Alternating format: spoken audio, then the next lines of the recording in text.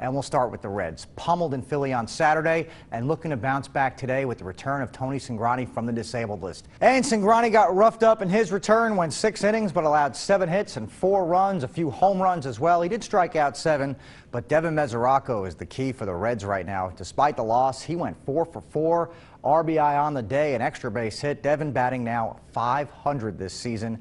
That, of course, sandwiched between a couple of stints on the disabled list. So it's on to D.C., the nation's capital, for the Reds now. They just dropped 2 of 3 in Philly, hoping to fare a little better this week against the Nationals before returning home to play the Cardinals next weekend.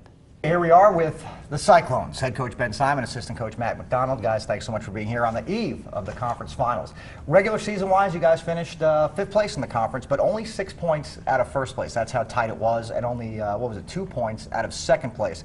So this kind of run to a conference final, Coach Simon, I'm sure it was not a surprise to you. I'm sure this is not at all surprising. Yeah, well, it was tight. There's a lot of parity in the league this year, and to be in the situation we're lucky. It was very rare that the top 4 teams lost in the first round, and we're the highest seeded team remaining. So it's we're in a fortunate position here, but again, it's a new series and a new day here, so we're looking forward to Greenville in the finals. Coach Mack, I'm sure you had no shortage of intake on Greenville film. Give us a little scouting report on them, what we can expect to see in these conference finals. They're a big physical team. That's something they did in the last 2 series, and we don't expect any different coming into our barn tomorrow night. And you know, they're good. They're good offensively. They take care of their zone defensively, so it's going to be a tight game. We all know that playoff goaltending, regardless of the level, is always about the goalie. Playoff hockey is always about the goalie, and your guy Rob is just standing on his head, as the old expression goes. 1.89 goals against. He's saving 94% of his shots. When you have that, and the guys in front of him obviously playing well, can you play a more aggressive style, a little differently, a little loose, knowing you have Rob back there and he's doing what he has to do? To an extent. You have that confidence when you know you got a guy back there that can really step up and stop the puck when you need him to, but at the same time we don't want to get too high risk and put him in a position where he has to make a big save and really rely on him too much. So both goalies in this series have been doing a very good job, and it's kind of both extremes. Rob's a smaller guy who's very quick and competes like a dog, and on the other end for Greenville, they've got a guy who's 6'8" and a little bit different style. So if you come down and see, you'll see 2 different completely styles of goaltending, but again, 2 very good and capable goalies. Coach Mack, whether it's Zach Budish or Shayla or Berk or Megan, I mean, you guys this postseason to another level with all of these guys. And have you noticed that as well? Yeah, no, we're lucky. We have a lot of depth, and these guys come down from the American League, such as Megan, Shayla, Budish. We got other guys, McFadden, players like that come down. They really stepped up their game, and then along with the guys that have been here all year, and you know, it gives us 3 solid lines and 6 solid defensemen that are taking care of business every night. And let's not forget about Byron Fraze either, because you guys may not be here without his play, specifically during these postseason and these 2 rounds. Yeah, no, definitely, and you know, he's the kind of guy that's since day one he got here, he's stepped up every game, and he's gotten stronger as he went. In playoffs, he's really shown us why he's the player that he is.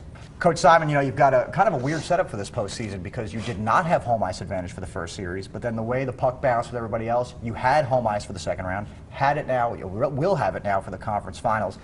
Big advantage there to having home ice advantage, or sheet of ice is ice, doesn't matter, puck's going to bounce regardless, and you don't want to rely too heavily on that because that could be a crutch. Yeah, well, you know, it is supposed to be an advantage, but this year we've done very well on the road, and if we can find a way to translate wins and home success, that'll obviously help here in the next 2 rounds, and obviously this round coming up. But to be able to have home ice advantage is huge, because you're at home, you're in your own bed, you kind of have more of a control of your itinerary, what you're doing, where you're eating, and instead of being on the road and you're kind of at the mercy of different restaurants and staying in a hotel, and you know, there's certain things on the road that are great with team bonding, but at this point in the year, it's always good to have that the comfort of home. Assistant coach Matt Macdonald, head coach Ben Simon, you guys are 8 wins from the Kelly Cup. How's that? Pretty good, huh? It's close. Got to get one. We're taking it 1 win at a time. So it'll be the toughest 8 wins you have to get, though. True. Yeah, definitely. Good luck, guys, at the conference finals, which begin tomorrow at the Bank. Final round of the PGA Tour's Byron Nelson Classic just outside Dallas today. With the Players' Championship behind us, the U.S. Open is the next biggie on the tour calendar as the guys look to get their game in shape for that one next month in North Carolina. Byron Nelson outside the TPC at Las Colinas. How about Padraig Harrington? He had a real nice day, but this chip on 11 will cost him some sleep tonight and probably for the rest of his life. In, then out. Now, fortunately, it didn't kick out to 20 feet, so he just had to tap in. If Patty tried this 10 million times, he'd never be able to do it again. Take a look. In, out. Unbelievable.